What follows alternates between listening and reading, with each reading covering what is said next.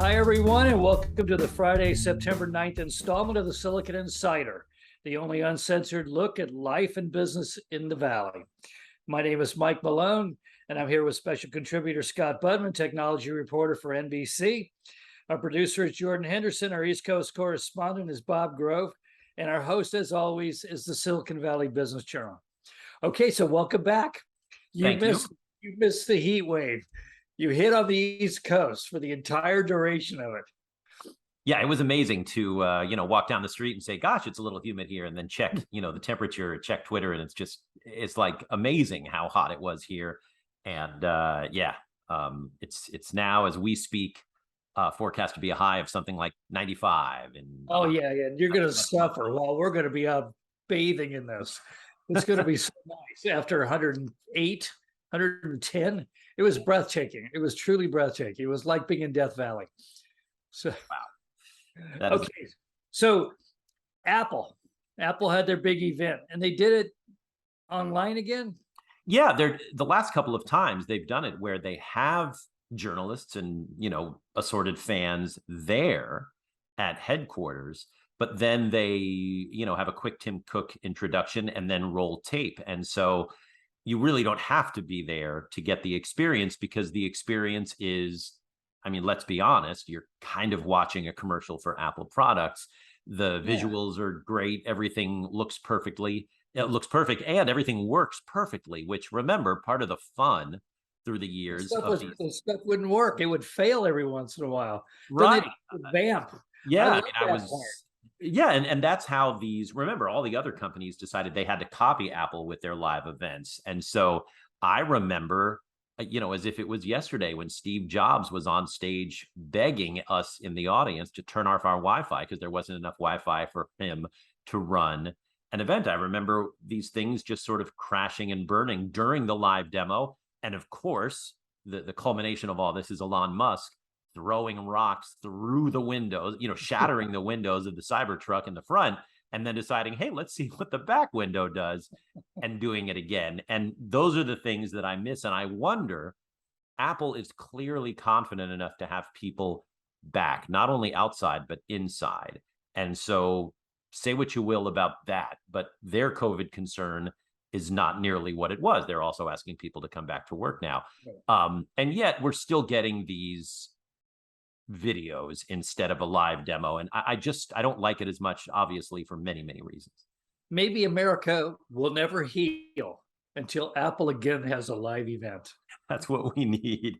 The spontaneous live event to show us a phone and a watch. Yes. Exactly. And it's now announced that Russians can buy the Apple 14. Oh, okay. I see what you mean. Wasn't there an embargo or something? I remember reading about that a few months back. Maybe I was misled.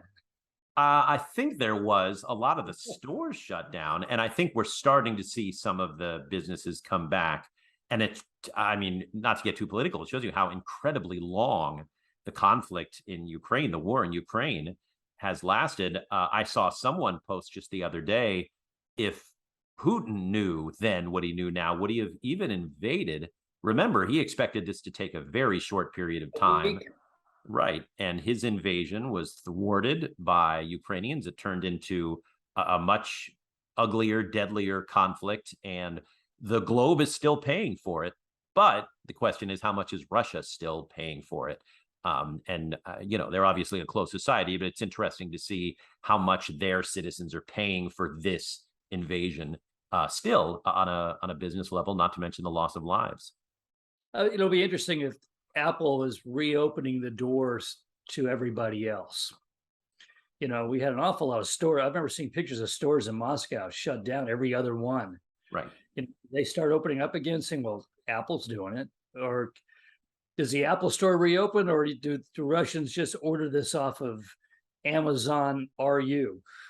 I don't know, but there are global pressures, as there always are, on a company like Apple. And especially if you look at China right now, because of their COVID concerns, they're, keeping people locked down. Their economy is in shambles right now.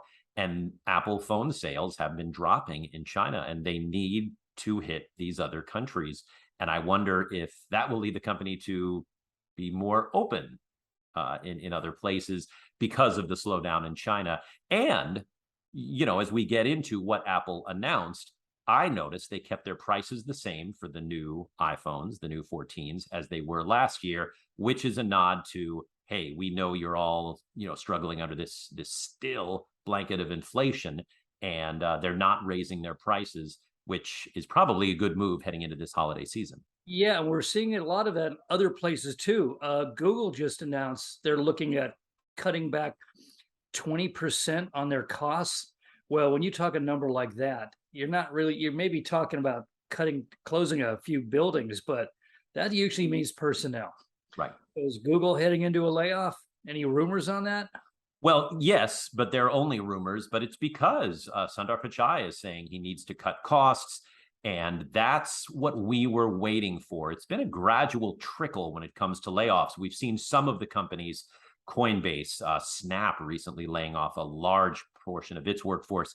But Yes. for a lot of the large companies like Apple and Meta and all that, they've had these really stern meetings where the CEO is saying, we need to cut costs. We can't be as flamboyant and benefit rich. And that's sort of generally a precursor to layoffs. And we haven't gotten there yet, but we're waiting. You only get the free lunches during good times. They fire the sous chef when the economy starts to go down. Right. And they recently, had closed everything. And so their profits were up, and partially perhaps because they weren't giving away these free meals. And maybe the company's bottom line, bean counters got used to that. And again, there's sort of this talk of austerity out there, but it hasn't really kicked in yet. I worked for a while inside of Google. I was writing a book, and Google offered up some facilities. Google London, right across from Victoria Station. And they had so many freebies. I watched one day, I was busy working on this book, and a bunch of employees came in on a Sunday on their bicycles. And I thought, wow, they're coming into work on Sundays. They came in and filled their backpacks with free food and then rode off into the night. And I thought, well, I wonder how long this is going to last. Apparently it's slowly going away. And I bet it goes away pretty quickly very soon. On Snapchat, they laid off 20% of their employees. Right. I mean, look at Snapchat's stock price. I would say look at their bottom line, but their bottom line has always been pretty ugly. This is a company that loses a lot of money, even when they're hot, and investors really like them. And during the pandemic, investors really liked Snapchat, like they liked a lot of software / networking plays. And it is a way, especially for young people, to have stayed in touch with friends. And I get that. But Snapchat was riding high for a while, but they just can't execute well. They come out with these cool products, whether the specs or the drone, and it just doesn't catch on. And I don't quite know what this company needs to do differently. It's sort of like when you look at Twitter, a company that's necessary and in the culture, and yet they can't seem to make a whole lot of money. Snapchat is similar, and they were growing and growing and growing while losing money.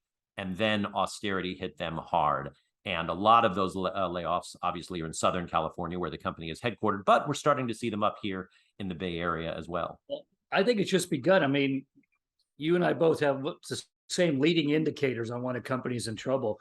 Snap just lost 2 of its senior executives to head over to Netflix. I'm not sure that seems like a out of the frying pan into the fire career move, but okay, it's a sign that the top talent at Snap is bailing now. So this could be a very rough winter for them. Well, and look, yeah, it's interesting that a company like Snap, which is not yet mature, but it is public and it's obviously struggling. You can see why people are heading for the exits, but they're going to Netflix. Netflix is going to be around for a long time. They're not going anywhere, as opposed to saying, okay, we gave it some time here at Snapchat. Now let's go to the next startup. And that's a sign too, because what struggles during times of inflation and austerity? Startups. It's hard to get a whole lot of funding when VCs are closing the purses for a bit. And I think that may also happen if this sort of miasma of a lack of confidence still pervades here in Silicon Valley. But you never know. We had a couple of really strong weeks where chip companies got stronger. Anything to do with The environment in EVs got stronger because of, government intervention. We got a ton of chip stories today. I mean, things are moving in that market. Right. And then let's go finally Meta. I mean, CNBC reported yesterday that a whole bunch of websites are starting to drop their Facebook button over privacy issues. And, and Meta, Facebook, with their usual, ham-fistedness, also began, their censors are now going onto comments pages and saying, that's actually not correct. And, if you're really interested in privacy, wouldn't that be like, you don't want to lose all this access. Why would you stick your censors on the people that are making comments and invading their privacy? I mean, I don't know. Facebook doesn't always makes weird, stupid steps. Yeah, I mean, this is a company that really can't get out of its way, and you can't have a conversation with Facebook and privacy in the same sentence unless it's a negative conversation. You just can't. And that's what I wonder about this whole metaverse thing. Is it yet another platform to take your data when you're unaware that your data is being taken and used and monetized? And I mean, Facebook, Meta, just can't get out of its way on this. And everything it does is a stumble. We're still calling it Facebook, for goodness sakes. I know. The transition to Meta has been awkward and difficult. And we also had Zuckerberg admitting on Joe Rogan that the FBI came and talked to him and said, you're not going to cover, Hunter Biden's laptop. It's like, wow. Okay. So almost all of our fears about how, the relationship between the government and these giant social networking companies, now particularly Meta, is true. Everything we feared is actually true. Right. This can't be, uplifting. No, I mean, and there is a sort of a dark history there. You used to be concerned that the government, specifically, say the NSA, was going to violate your privacy. Now, an even larger fear, because it's more insidious, because it comes candy coated, is the fear that Facebook or Snap or any of these companies, TikTok, are going to, take your private data and do things that you have no idea what they're doing with it. And that is, I would say, if we're educating anybody at all on social media, that should be step one and lesson one. And I get it. Young people aren't that worried, but then they grow up and get worried when they're already in the system. So we really need to do a better job about educating. Your trail of information they've given up. As for TikTok, TikTok isn't stealing your private data. It was created to steal your private data. I mean, they're the absolute embodiment of lack of privacy. Okay, your favorite person, the woman you spent a year with on a daily basis, yes. Elizabeth Holmes. Okay, this is crazy what happened this week. Tell us about it. You've been so close to the trial and everything else. Yeah. And I've stayed close to this story. It's a bizarre week in Holmes' world. She had previously tried to file for a new trial, and yes, we all heard that one a while back. That was a while back, and yet her sentencing is still scheduled for mid-October. This week, 2 separate filings for new trials within, I think, a 48-hour period. The first one, very bizarre. Just a little bit of background. One of the fairly long-lasting lab directors at Theranos is a man named Adam Rosendorf. South African, speaks with that sort of British-sounding accent, so he comes across very intelligently on the stand. And he was on the stand for a long time in the Holmes trial, going through bit by bit with all the lab data. And he also, by the way, was outed at the end of the Holmes trial as a very early source for John Carreyrou of the Wall Street Journal, as Carreyrou wrote Bad Blood. His name was disguised, Rosendorf's, in Bad Blood, and John Carreyrou tweeted out, yes, my source was Adam Rosendorf. So this is really the guy that took Elizabeth Holmes down. All of a sudden, we switch forward, what are we now, 9 months after the verdict, and a report comes out that Rosendorf, disheveled, out of sorts, shows up at Elizabeth Holmes' front door, saying he regrets what happened during the trial, and he was, I don't know how you can say misquoted when you're up on the stand, but saying he regrets what happened, he regrets his testimony, and she was not treated fairly. So bam, they file for another trial saying somehow Rosendorf regrets what he did. I have no idea, and I'm thinking that doesn't mean we're going to get a new trial, Then she files a day later for another new trial, saying the information that came out in Sunny Balwani's trial, you know him, showed that he was very involved in Theranos. And her side, her lawyers, are now saying, hey, if we knew during the first trial, the trial of Elizabeth Holmes herself, that Balwani was so involved, it may have saved Holmes from some of the guilty verdicts. And again, who knows what to make of this? It sounds desperate. Her lawyers are still working hard 9 months after the verdict and making a ton of money, I can only imagine. And she is now 1 month away from sentencing. So, you decide how desperate. Did Rosendorf get a blood test immediately after making his, confession on her doorstep? Apparently not. I mean, was this 5 a.m., maybe 4 a.m.? It's a scene from a bad movie where, if it was John Cusack holding up a boombox, it's romantic. If it's the lab director knocking on the door, it's just sad. And I can't imagine that this would sway the judge. So far, it has not. She actually did make an appearance in court last week. And so far, it has not led to either a new trial or a reversal of the verdict. And by the way, this Judge Davila, really took his time during this trial. And when I asked my lawyer friends about all of the step-by-step things he did, they said he really wants to avoid any mistakes or any chance that this can be looked back on in a bad way. And so now they're trying to do just that. Yeah, and this notion, we've learned new things. Sunny Balwani was a bad guy in all this. That's kind of that's chutzpah. I mean, that's all they did was present him, as the evil, manipulator, the Dr. Mabuse of the entire operation. How can they make a point where, because they were so estranged, Holmes and Balwani, they had to have 2 separate trials on the taxpayer's dime with the exact same charges. And that surprised me in the very beginning. I've had people come up to me on the street and say, and I realize this is a different thing, but they said, gosh, when I was in divorce court, I had to sit next to that bastard, and I said, well, I think this is a little different, but two separate trials because they were so estranged at loggerheads. Let's get into Elon Musk. This is interesting. A Delaware court denied his request to delay the trial, but they're allowing that Twitter whistleblower to give testimony. What is this? What are the implications of this? I mean, that whistleblower essentially said everything Musk has said. The numbers are phony. And now they're going to let him talk. That's interesting. Right. And that's the court being a little more open to things like this. But at the same time, remember, some of their earlier statements said that Musk's, requests were actually, foolhardy and bizarre, and they sort of put him in his place. The Delaware Chancery Court, for whatever reason, and again, I'm not going to pretend to know much about the law here, but it's known as really strictly, narrowly, focusing on business.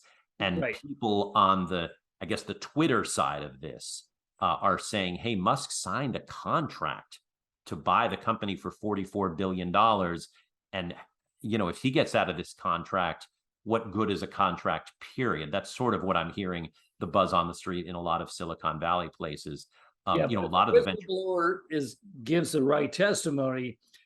Musk has a case that he received false information on the contract, so the deal is void if that's the case. Right. I guess if during the process of his due diligence, Twitter lied, I guess that voids a contract, but I don't know. I mean, really, he's starting to grasp things. He didn't do due diligence on all this before he signed on. I mean, I'm so intrigued by this because the Court of Chancery is so weird. I mean, they're very narrow, but it's also apparently kind of like a cocktail party too. Everybody knows each other, all the lawyers, the judge, they all go out for, a burrito during lunch. I mean, it seems really interesting, very, very medieval almost.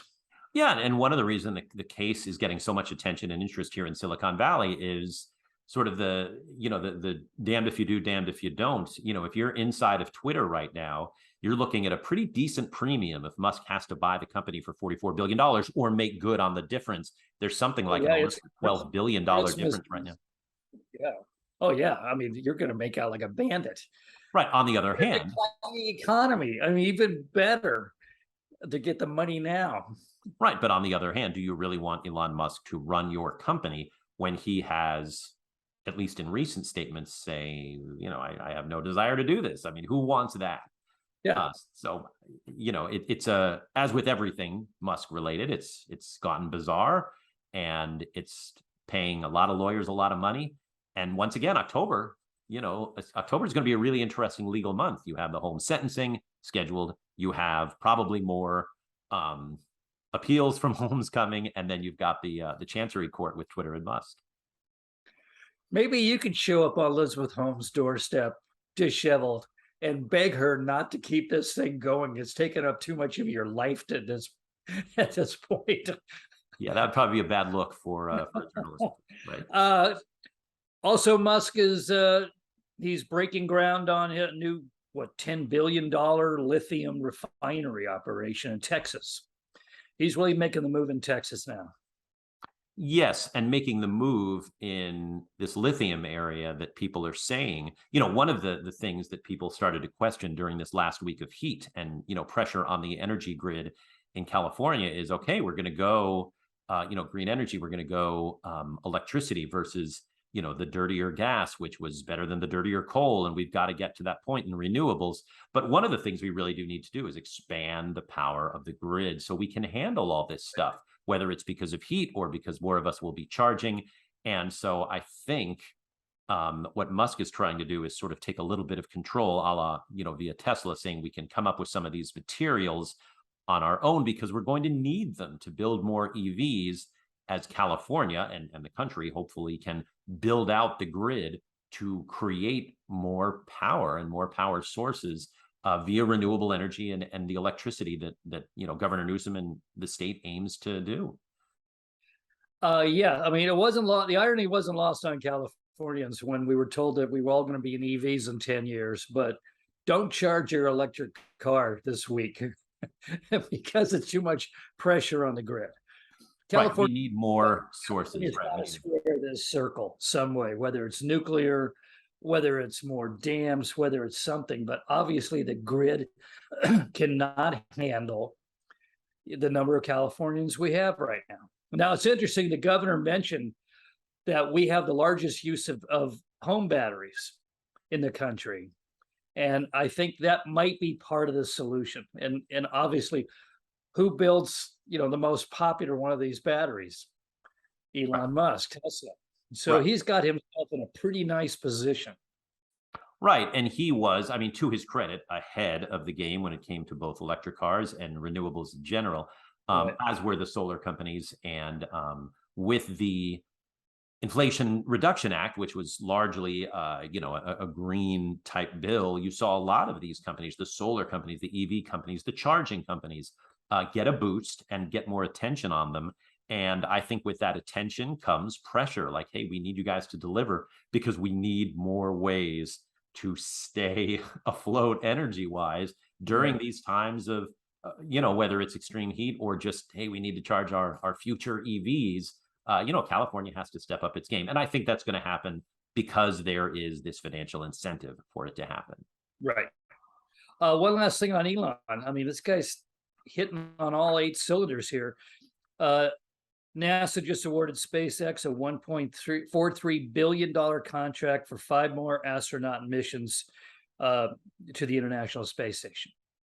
Now, let me tell you a real quick story. I was on a plane with Elon flying to England over the North Pole. As we're looking at the Aurora Borealis, he's talking about his plan. This is 2006, I think. He and I were talking about his plan that he was going to take over for NASA supplying the International Space Station.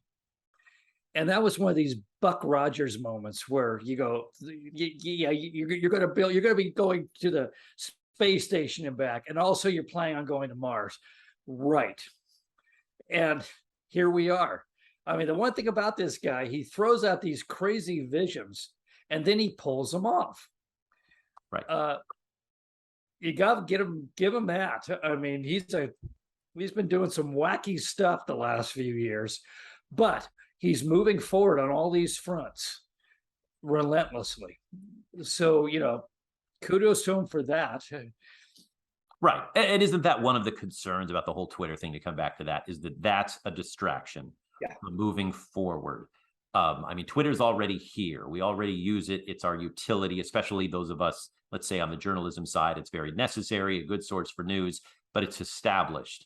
And if Musk focuses all his attention and stock sales on that, is he not focusing on renewable energy and, the space station and things that are in our future? And I think that's one of the concerns. Well, worse than that, he's not a people kind of guy. And Twitter is intensely human and messy, and the media and cranks and movie stars, and every time you see him going into turning off into that world, it goes bad for him. When he's talking about building stuff and advancing technology, it goes well. I mean, I don't see the Twitter thing, even if he gets out of it, good. If he stays in, I don't see it working out for him. Not just the financial side, but the personal side. It's just not his way. He's not that kind of a personality. I agree. Okay, real quick, because we're going to run out of time. We've been talking on. There's a lot of stuff. Chip business. Wow, the stock market's tanking. The chip business is going great guns. As we're speaking, Intel is breaking ground on its new Ohio fab. $15 billion or something like that. President Biden's going to be there, because he was part of the move to support the semiconductor industry. So Intel's now on its way. Meanwhile, Micron is going to put $15 billion to build a memory manufacturing factory in Idaho. NVIDIA, the U.S. eases restrictions on NVIDIA after banning its AI chip exports to China. So I think Washington decided, we really don't want to crush the hottest chip company on earth right now. Let's lighten up a little bit. And then we have Qualcomm. Qualcomm and Meta struck a deal to make custom virtual reality chips for the metaverse. Now, Qualcomm typically makes really smart business decisions. What are they doing in bed with Meta right now? I mean, this is so uncharacteristic of Qualcomm. Well, look, they're going to make a pile of money being in bed with Meta, but it's interesting. I'm a critic of the metaverse, largely because it's just not ready yet and because of the privacy concerns. But you said it yourself, Qualcomm makes good business decisions. Qualcomm is the reason Intel is struggling, because Qualcomm was very early in the mobile world. That's why Qualcomm, executives are millionaires and billionaires. Qualcomm did it right. Qualcomm did it early. And if there's one thing that gives me any confidence whatsoever about the metaverse now, it's that Qualcomm is stepping up to the plate, because you're right, they just win. That said, it's a good time for chips. They've been facing headwinds for a few years now. They've got tailwinds from the government. They've got tailwinds from Wall Street. They've got tailwinds from these big companies and the EVs. Everybody needs chips right now, and we can't get enough of them. That's a concern. But boy, when you are the belle of the ball, people are going to find a way to throw money at you. And I think that's what's going on here, both on the government and the private level. Well, good for them. Maybe we'll get the metaverse. I'm not sure I want to ever visit there, but if Zuckerberg can pull it off, we'll see. But it may not happen it'll be in your lifetime, not in mine. Okay, finally, last bit of news. While you were touring ivy-covered walls on the East Coast with your youngest, did you read that story about Colorado? They had a heat wave too. And if you signed up to get a home thermostat, an electronic home thermostat to keep control over your power usage, the company providing it would give you a special subscription deal. And people didn't read the bottom line, which was that thing's controlled remotely, that thermostat, and they could turn it up anytime they chose to because of power needs. Well, apparently 22,000 people discovered on a 90-degree day in Colorado that their thermostat had been remotely turned up on them. And they were, crazily trying to dial that thing back. And it was listening to Mr. Bluetooth out there. And they sat and sweltered in the heat with no control over their lives. It seems to me that the quality of life inside your house should probably stay in your hands rather than turning it over to a power company. I mean, we Californians know never to trust PG&E, but I think in Colorado, they got a little lesson. I mean, I've said this, I've been on this soapbox for years about tech companies and their devices, and we'll say it about the government. Sometimes they find a way into your home without you knowing it. Sometimes you open the door and put out the welcome mat. You just have to be careful and skeptical. And even if you leave out the welcome mat, they're like the guest that overstays its welcome. Read the fine print, everybody, yes, before you allow a gadget in your home. Yes. That's it for now, folks. You can find us on the Silicon Valley Business Journal homepage, as well as on Spotify, Anchor, Google Podcasts, Apple Podcasts, LinkedIn, and YouTube. Have a great weekend. Scott, welcome back. I will probably be talking to you next week from the beach in Oregon. Very nice. Enjoy. Take care. Bye-bye.